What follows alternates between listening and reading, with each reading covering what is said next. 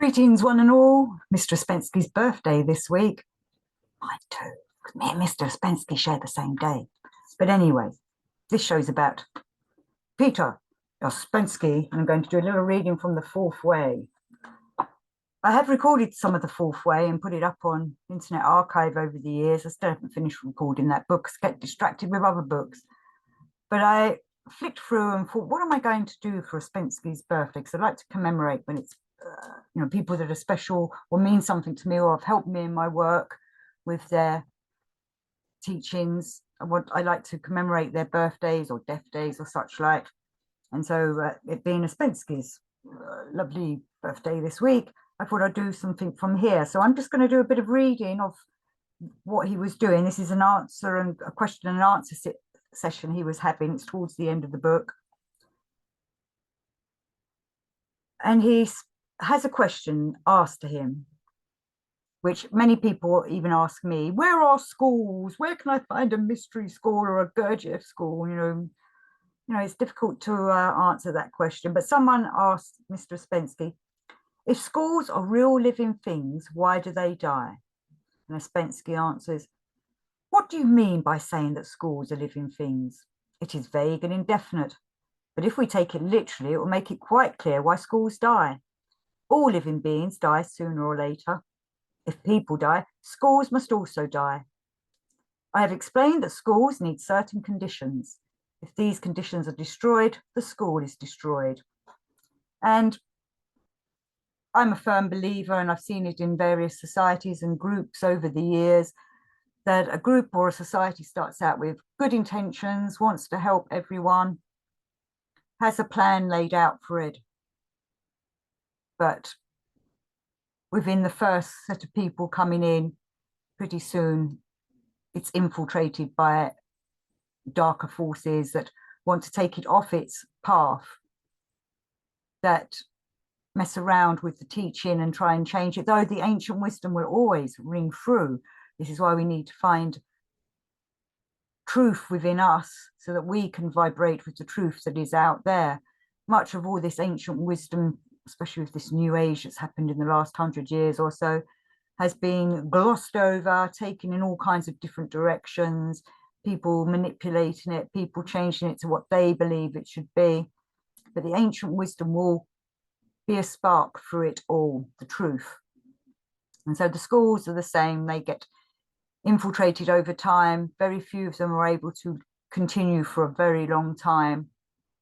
But they will rise up again when they are needed, or the right teaching will be put again by somebody else, will give the teaching in its pure form.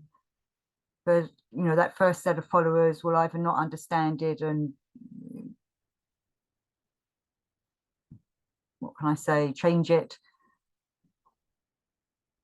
Like what Maurice Nicole says in the New Man book that I recorded recently, the disciples didn't always understand what Christ was saying, so they were not able to teach like he did. And I'm a bit the same with that. I don't fully understand the Gurdjieff work. I do these shows more to encourage people to go and find it for themselves. I can't always give the answers. I don't know the answers, except for certain things maybe. But I enjoy doing these. It helps me to understand the Gurdjieff work as well. But schools will come and go, teachers will come and go. And I've done a show before about how, we shouldn't be staying with the same teacher for all our life unless that teacher is a true teacher. That teacher will set you up on their own at some point and say, you go off and do the right thing, but don't be a slave to a master. The next question, which continues from the first one, is, but the ideas may remain. And Ouspensky says, ideas cannot fly. They need human heads. And a school does not consist of ideas. You always forget that school teaches how to improve being, which is what we're trying to do with ourselves in this work. We're trying to improve our being. And I know when I started out, when I was a teenager, I wanted to save the world and thought I could do it, but I realized now I have to save myself first before I can save others. And it's the same for everybody. We develop ourselves. on that path, we probably will help other people in certain ways. Certain things will happen. You can give the right advice to someone or help someone out of a certain situation. That them kind of things will still happen. But to be a teacher like the Christ or even Mr. Gurdjieff, we have to transform ourselves first. The next question was, were no ideas written down in the past? And Ouspensky answers, certainly there were, but teachers can be written down but ideas can be written down in different forms. They may be written down in such a way that nobody can read them without explanation from those who know or without change of being. Take the Gospels. They are written in different ciphers. One must know the key to decipher them. Otherwise, it would be just a story, doubtful historically and producing many wrong effects.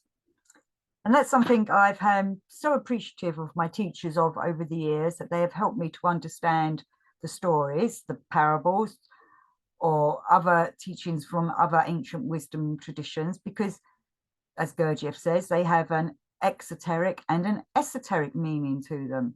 And I'm looking for the esoteric. I can see the exoteric, I understand that, but the esoteric takes a deeper understanding, and I have to transform myself. I have to ponder on them. I have to let these ideas come down into my subconscious, into me, to work their way into my centers, and hopefully the right eye will start deciphering them. I've known many people over the years who want everything given to them on a platter, on a plate. And I myself couldn't understand why are we just not taught this in everyday school? This is because these teachings are for those that want to do this. They need to have the desire to do this, where most people don't. And even if they're offered this, the majority don't take it up because they like to go back to sleep. They like their sleepy lives, their mechanical lives, because it's more secure and safe. Whereas to do this work, we have to take a leap of faith. We have to change our way of thinking and being and transform ourselves. And not everybody wants to do this. I have so many people say to me, why do they not teach this in everyday schools? If this was a harmonious world and not the lunatic asylum we live in, it would be. But we live in a crazy world where they want to keep everybody dumbed down. If we were living in the golden age, it probably would be taught in schools when you're youngsters, the esoteric way as well. But some of the esoteric ways are written in various children's stories and can be taken in by children who suddenly see there's something more to this. Those who have ears to hear, hear, and those who have eyes to see will go and look. We need to be seekers. That's why we're truth seekers.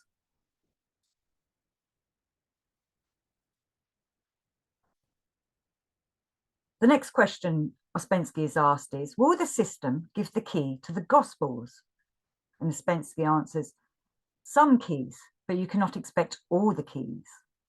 Many of the keys can be got only with change of being. They cannot be only a matter of knowledge. Again, you forget about being. Change of being means connection with higher centers. Higher centers can understand many things which ordinary centers cannot. And again, talking about people who are coming to this kind of work or other things, other spiritual paths, they're coming with their ordinary centers. They need to develop their higher centers or make contact with their higher centers, which again takes work. And this is one of the struggles with this kind of work is, again, people want it given to them on a platter, but they're coming from their ordinary centers then. When they connect with their inner and higher self, they start realizing what kind of work they need to do. And they should be enjoying it. We should be making this spiritual path an enjoyable, pleasurable path, even though it is a struggle. And there are times when we have dark nights of the soul because we've come to a blockage and we need to ponder our way through and over that blockage to the next stage. But doing spiritual work is a higher vibration, a higher version of ourselves working or coming, trying to connect. Our higher self is always trying to connect with our ordinary self, which should be waking up and moving over that ordinary part of ourselves to a higher state. Which again is why this teaching isn't being taught in schools, because everybody in school is coming from an ordinary way of thinking and being, where we're attempting to transform ourselves to a higher way of thinking and being. Question: then the New Testament must have misled many people. Ouspensky says, the New Testament is written for schools and for different levels. In schools, every word is explained. Every sentence in the New Testament has dozens of meanings. That is why there are so many things in it we do not understand. We are trying to pass from the level of man 1, 2, and 3 to the level of understanding of man number 4. Other people may be trying to pass on to the level of man number 5, yet others to the level of man number 6, and so on. And they all read the New Testament. So we cannot expect on our level to understand all of it, since it is written in a very clever way. When somebody said it is under 7 locks, he was quite right. One must find one key and use it, and then with its help, one will find a second key, and so on. But one will not understand it until one has opened all the 7 locks. So if we understand all that is possible to understand on our level, we may get the possibility of understanding more. Law of 7. So if we start to understand it from an ordinary way of thinking and feeling and want to know more, we will hopefully find that key that will take us to the second stage. Whereas sleepy, mechanical people are happy just with the ordinary, the first stage, and they stay at that. We are working towards the next level, going up the rung, opening, unlocking each part, until we begin to take in the deeper esoteric understanding and turn it into wisdom and into being. I shall mention Maurice Nicole again and the New Man. He explains it all in that book that I recorded. We need to develop the kingdom of heaven within, the kingdom of God within us, so we can then understand the deeper meanings of it. Where when you're coming from just an ordinary center, ordinary everyday way of thinking and being, you're not really developing yourself in that way. You can still be altruistic. Oh, you can still be happy-go-lucky. You can still be helpful. You can still want to help your neighbor, love thy neighbor, understand the first, few commandments and work with them. But when you're going to the next level, you're understanding them commandments from an even higher level. And as we all know from those that have listened to the New Man or read the New Man, them higher levels are the understanding of our inner self.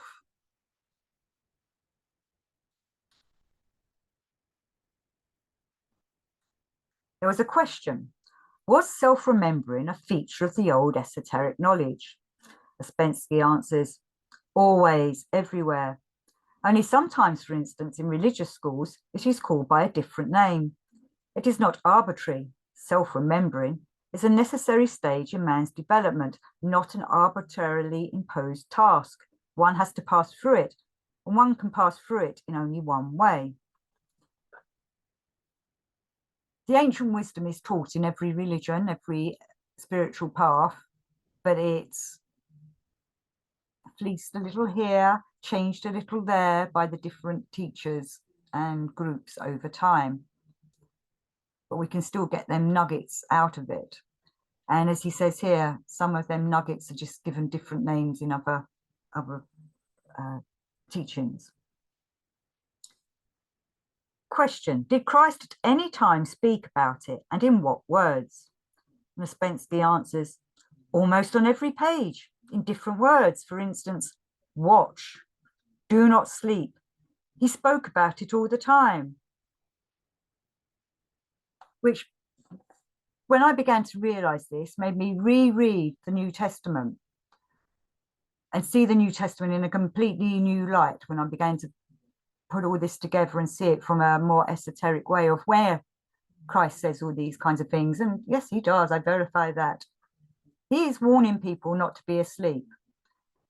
But most people take it from the exoteric point of view, or understanding from an ordinary center, from an ordinary way of thinking and being. Well, we need to do it from a more awakening way of thinking and being. And for those of you that listen to the Maurice Nicole, where he says about how Christ was despairing at his disciples that they were all asleep and not waking up, or they would have glimpses of waking up. We're being given them opportunities to wake up and develop the kingdom of God within us. And I know many of us were brought up on the New Testament, but from an exoteric standpoint. So we need to be looking at it from an esoteric point of view, a deeper point of view. I was very lucky. I came from a school where all of us were given a little copy of the New Testament. I don't know if they still do that at schools, though I know that they're trying to dumb down religion, and because everything's multi-faith now, they probably don't want to give them kinds of books out because not all their students or pupils are Christians. But I remember treasuring my little New Testament and following the guidelines of what you read each day. And maybe I didn't understand the well, I know I didn't understand the esoteric part when I was a child. It was all the exoteric and understanding just the story of Jesus. I used to remember when we got to things like the Acts were okay. I didn't mind reading them. But when it got to the letters, they were all like, just, I don't know what all this was about, I thought as a child. But now rereading them, where even Paul is telling people to wake up and Peter is saying to people, wake up, watch what's happening, watch, be alert. So people that watch these shows that obviously don't come from a Christian point of view, you just have to find the esoteric in your holy books, which they are in there.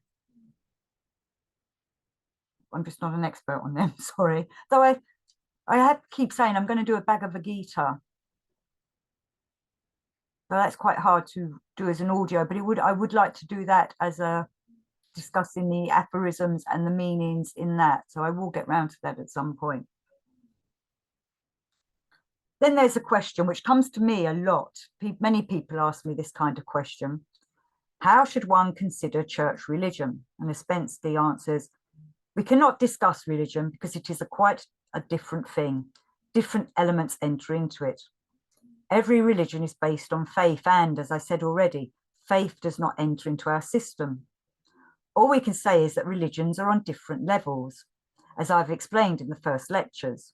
Religion is a relative term. All people are divided into men of different levels, and all religions are divided in the same way. Each religion has all the degrees. This is one of the very important things to understand. We only know the horizontal divisions, historical and geographical, but contradict any other system. Oh no, hold on. But there exists other divisions. There are religious ways, and religion does not contradict any other system. The difference lies in different levels. Suppose you know level number 2. It is not sufficient if you want to study yourself to become number 4. And suppose you find that this system is on a certain level and do not know of a religion of a sufficiently high level, then conflict is possible. Conflict is possible only between different levels. So we're going back to, man number 1, number 2, number 3. Even the teachings comes in different levels. And as I was saying before, we're making our way up the steps, up the ladder, up the rungs of the ladder. And different teachers in different religions will be at different levels themselves. I've met many Christian priests and such like over the years, and I can see some of them are on a deeper, higher level, but they have said they can't give that to the laymen who are not on that level. They can still only teach them on their lower level, but then they meet people that want more, and so they can give them a higher level. For me, over the years, it's been through the books of Ouspensky and Gurdjieff, Maurice Nicole, and Orage that have helped me to understand the different levels and make my way up the levels as I ponder what they're saying, let it ruminate in me and develop until I begin to have an understanding of that knowledge and turn it into wisdom to help me develop myself. Knowledge and being should be developing at the same level, going up, and then it will turn into wisdom, where I've met many people who have lots of knowledge on spiritual paths, I should say, have lots of knowledge, but no being. I haven't met many people with lots of being and no knowledge, though they are out there. There has been the 1 or 2. Their magnetic center is there. They're very loving, understanding people of the way of the world. of the way of the spiritual path, but maybe not have the knowledge of the way of the world. So as you develop yourself, you will begin to see how people have different levels of understanding in the teaching. And when you go and meet other teachers, or if you go to a church service, you'll be able to see where that priest or that vicar is coming from in their level of being. You know, I've seen some priests give very boring sermons, and then I've met other priests who are just amazing and full of charisma and really mean and understand what they're saying and are passionate to get it through to everybody else. So I was going to say something else about that, but I've forgotten. Question. I feel since I met this system that I seem to understand the prayer book and the Bible better. Can it help us by giving a better understanding of the teaching of Christ? And Ouspensky answers, I already said that this system is not a religion. You can improve your mental machine and your capacity for understanding, and you can make your emotions better. But whether the system can help you in this direction, I cannot say. Later, you may be able to see the connections between the ideas of the system and the esoteric parts of religion. But we do not know esoteric religion, so we cannot speak about it. A very similar question was asked Mr. Gurdjieff in St. Petersburg. Someone asked in what relation this system stood to Christianity. Mr. Gurdjieff said many things about how different people understand Christianity differently. And then he said, if you like, this is esoteric Christianity. And he added, what, from your point of view, is the most important thing in Christ's teaching? It is action. Do this, do not do that. The question is, can you do it? You must decide for yourself whether you can understand it better now or not. But you must take Christianity as a teaching of action, not as a mental teaching. If you take the Christian teaching without the modern sentimental attitude, you will see that it is the most exclusive of all religions. It is constantly repeated and repeated that only a few have a chance. Difficult way, narrow way, only a few can pass through, and so on. And I have to agree with Ouspensky wholeheartedly through that paragraph. I remember at first thinking, yeah, there is a religious part to all this, but it's not until you start doing the system in a much, implementing the fourth way system into you in a much deeper sense that you start to see the esoteric side of it all. Because originally you should be working on yourself, so you're developing yourself. Then you can begin to understand the deeper implications of the ancient wisdom and what the Gospels teach and other ancient or holy wisdom teachings. And I cannot deny that the works and writings of all of them, Gurdjieff, Ouspensky, Nicole, Orage, have helped me to understand the New Testament in a brand new way that's much more open, much more enlightening, and has given me the impetus to work harder. And as he says at the end, not everybody can do it. It's too narrow a path because not everybody has the strength, the willpower to do it. So I'm encouraging you. Gurdjieff uses the analogy of the acorn. So the oak tree sheds loads of acorns in autumn, ready to hopefully turn into other trees. But how many acorns from all them thousands of acorns that fall from a tree? How many actually become a tree? We are them acorns. Can we become an oak tree? That's your homework. Question. One cannot help thinking that the absolute is one name for God. Ouspensky, no, you are quite wrong. This absolute is the principle that lies in the beginning of things and behind everything. I never connected the absolute with God in the religious sense. God in religion can do many things for you, but the absolute can do nothing for you. So it is not God in that sense. You cannot pray to the absolute. If you take a religious question, follow the religious explanation. If you see a difference, keep them separate. And I wonder if the person who gave him this question had already read Beelzebub's Tales to his grandson, because obviously Gurdjieff calls God the absolute, his endlessness. The Son absolute is where he lives. I think the divine source is the absolute, though to get to the absolute, I think we have to go through the hierarchies of our higher selves, the angels, the archangels, and so on. We're, minute little I'm not saying the absolute ignores us, but we are not super important unless we develop ourselves, and then the absolute takes notice or sends angels, archangels, or speaks to your higher self.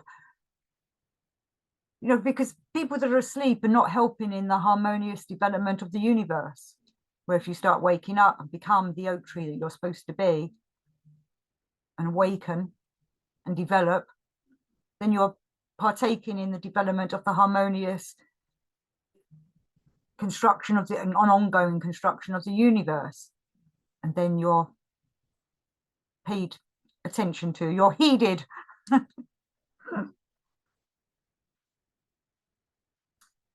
There's a question: is it a fact that there are higher forces one can contact when one is in a better state? And Ouspensky answers, in every situation, in every question, we must keep to what we can know, to what we can be sure about. And we can be sure that most of our time, we are in a state in which we cannot be in contact with higher forces.